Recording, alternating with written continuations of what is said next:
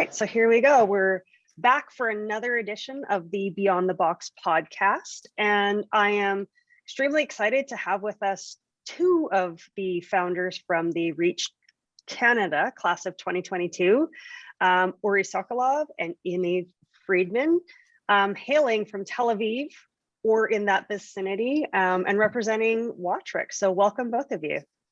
Hi. Welcome. Hi. Thank you. Excited to be here.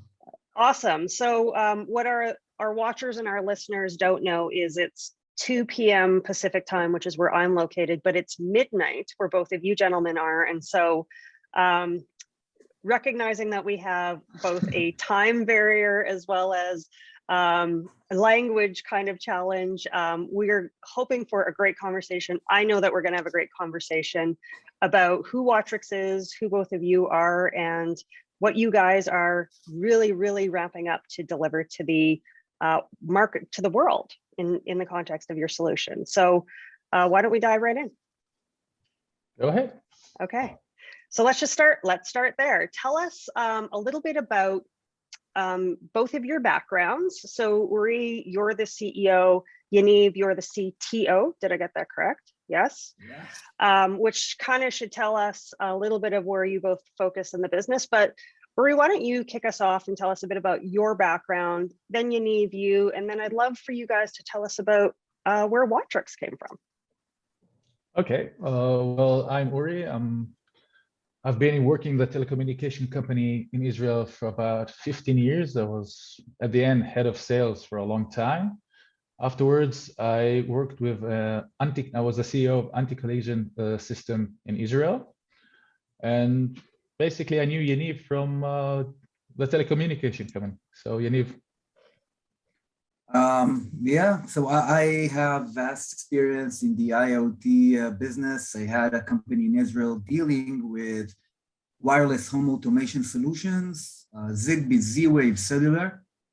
And one day I met Uri as head of sales in Bezeq, the biggest Israeli telecommunication company, when they launched the home automation. They wanted to implement home automation into the end users' homes. And that was kind of our first meeting. And we kept a relationship from there on. Later on, Uri was the CEO, as he said, of one of the leading anti-collision systems. And one day he gave me a call. You want to talk about that call, Uri? Well, I had a huge leak in my house, basically. Okay, I had my mother calling me when she took off the kids from school, and she came home and water was running from the upper floor. So I ran home, tried to fix it. Of course, all the electricity went down at the same time. And, you know, I was working with insurance companies. So day after, I was talking to insurance agents and I was telling them their stories. And they said, okay, what's new? That's the story that we hear every day. So I called Yaniv and asked him, how come this is still going on? We need to fix it. And then came Watrix. I love it. I mean, like every good startup story, it starts with a problem you experienced yourself pretty personally. And I love that you had the right kind of contacts to be able to, in Yaniv, you know, in terms of somebody that you already knew that space from an IoT perspective. So it seems like a great match. And now that I've had the opportunity to meet both of you in person, I think even from a personality point of view, a really good dynamic between both of you. So awesome. Tell us a little bit about Watrix. So what does Watrix do?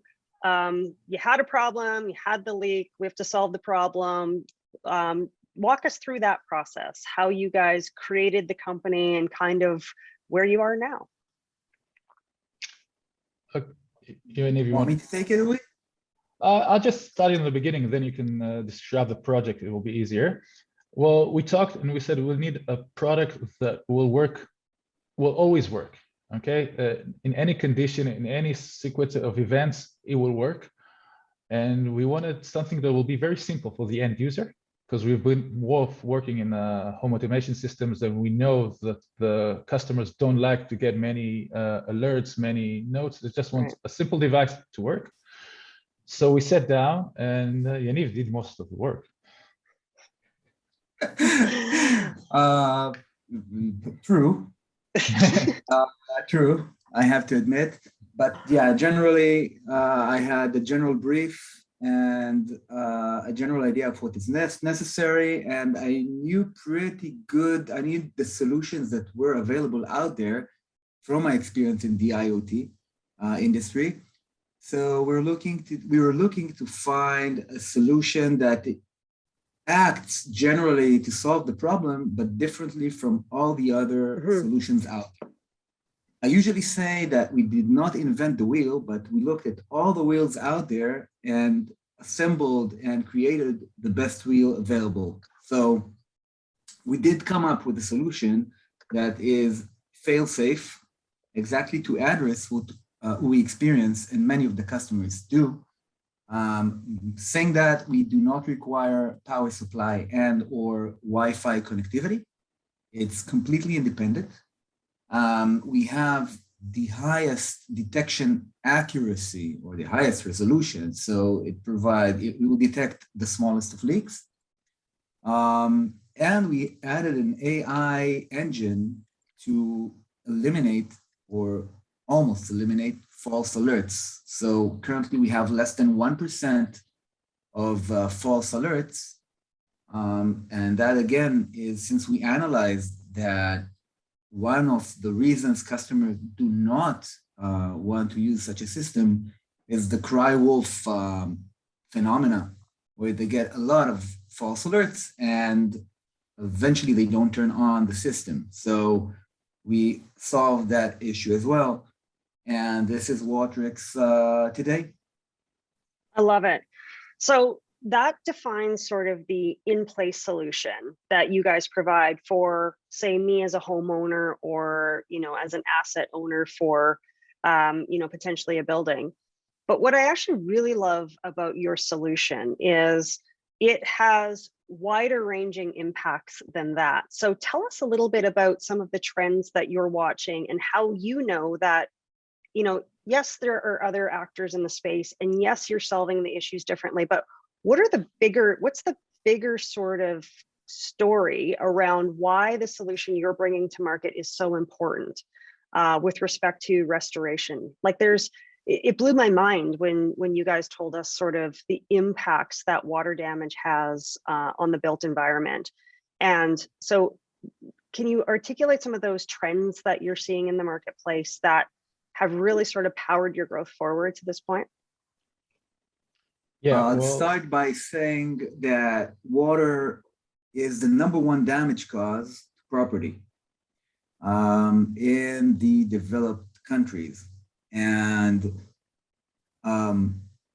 insurance companies pay a huge amount of money to claims caused by water leaks from pipes. So these are two vectors, financial vectors that we've seen that affect the market. And I'd add to that another one that is not a financial issue, it's more the sustainable issue coming from Israel, where water is a scarce resource. We have very, very high awareness to water loss and saving water. And one of the goals we have, and I think the world is starting to understand now, is also saving and avoiding water loss, the climate change, and water has created a challenge to drinking water or fresh water availability. I just want to add, if it's okay, two things. First, the numbers. More than a third of the houses will suffer from a water leak. In our knowledge till now, 35.2% of our customers that installed Watrix already had a water leak before they installed it. Second is about 2.5% and rising are the customers that each year going to have a damage that will cost an average of $11,000. So that by itself is the reason why you need these systems. Great point, Uri. And thank you both for weaving that out. So there's the economic component, but then there's the socioeconomic component around kind of that larger question around water loss. So, in terms of the trends that you're seeing, I know that you guys have established a really unique marketing relationship or strategy in Israel that helps mitigate some of those challenges, Uri. So I'd love you to tell us a little bit around, how you're working with the insurance companies to help mitigate some of those, some of the gargantuan numbers of claims that they're receiving from water damage. Well, first of all, we approached all, the major insurance companies in Israel and told them about our product. Basically, they are the first one that installed the products at their homes and tried it for about a year to see that it works. And of course, we had the opportunity to detect leaks because it was installed there. So they know that Watrix is a good system. Now there's no discussion about it anymore. So now we approach it to the customers by some different ways between the companies. Some actually demand part of the clients to install Watrix before renewing their policies.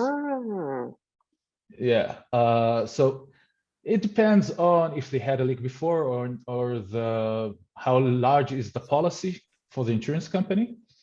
And the second thing they're now trying to do is to encourage people to install Watrix, even have smaller policies, so they reduce the amount they charge every year. Of course, they take off deductibles if it's necessary, everything to encourage, because the problem is not only for the end user, it's also for the insurance company.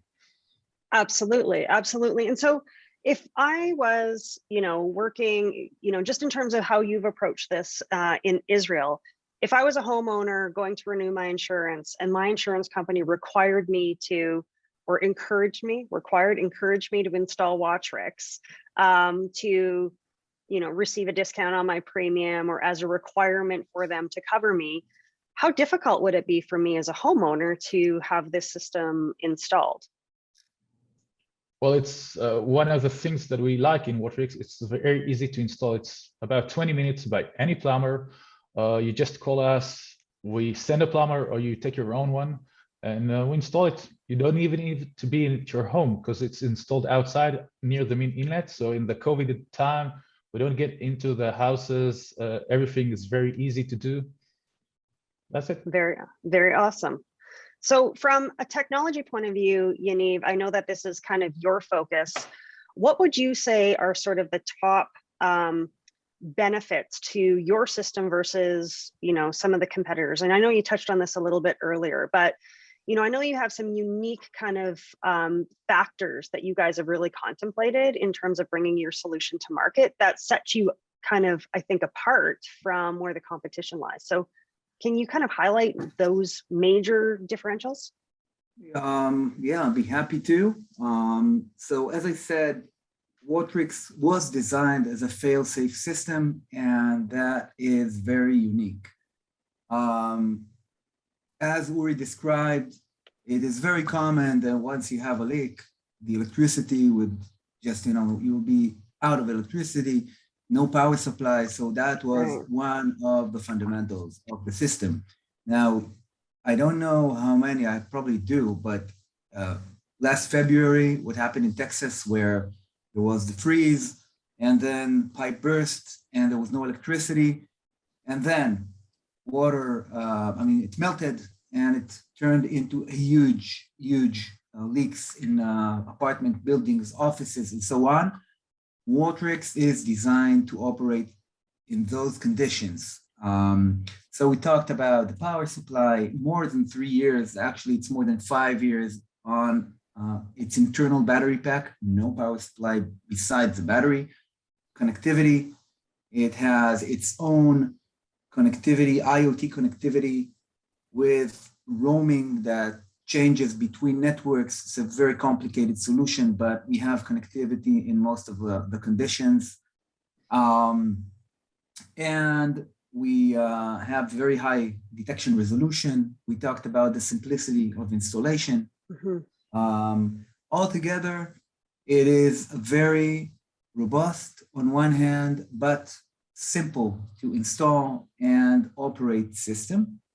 Another thing I'd like to talk about is the data. Yes.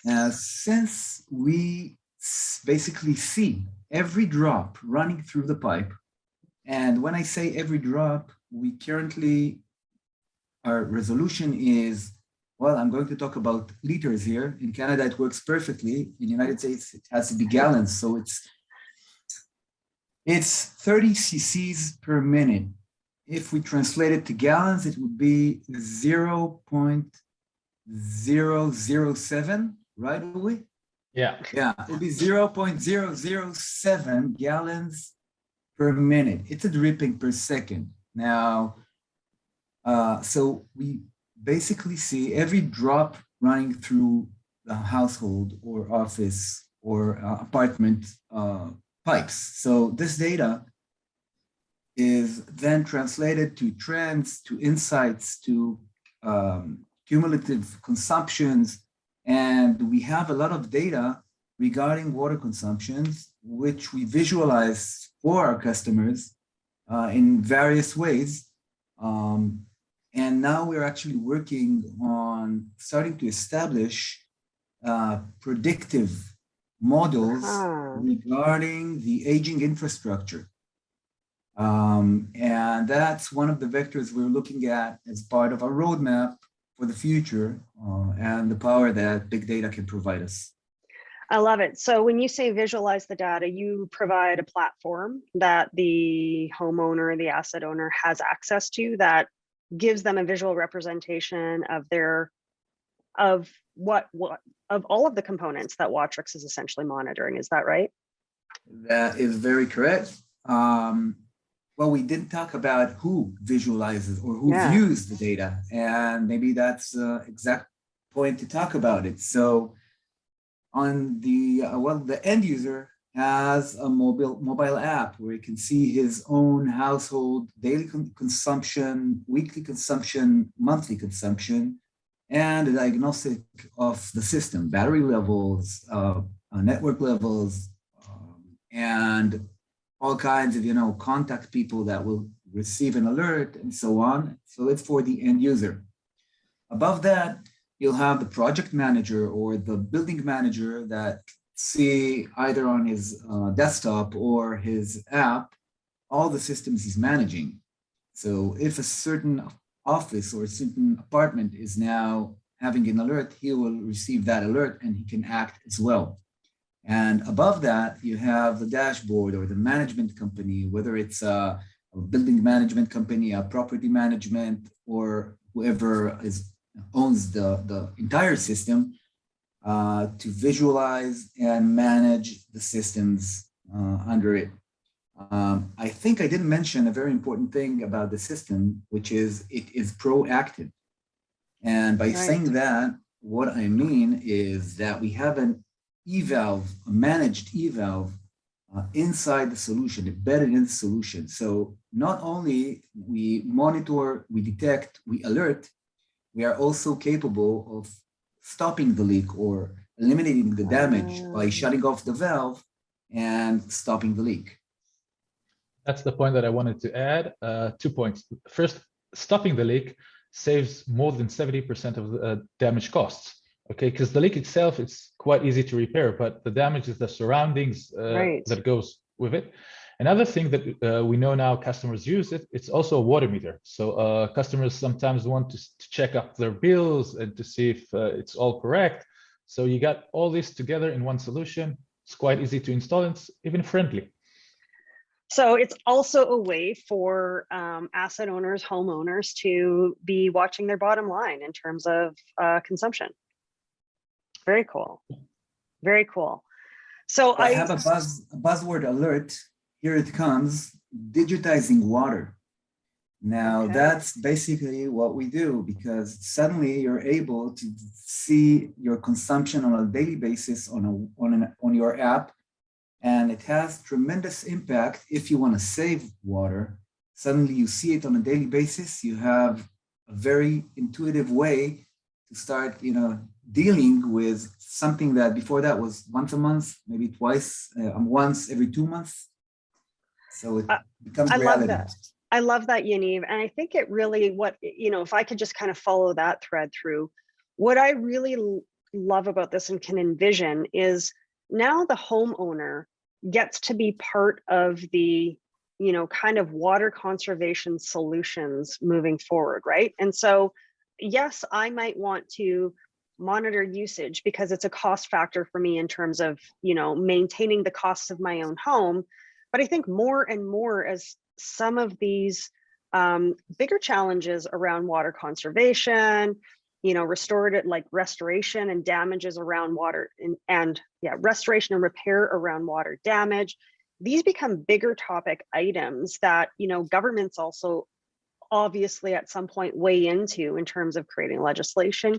And this now puts kind of the consumer in the driver's seat because, I know that I receive, well, I'll be honest with you, I don't receive a water bill because my municipality doesn't tax me for water usage. So I don't know. I have no idea what my water consumption really is.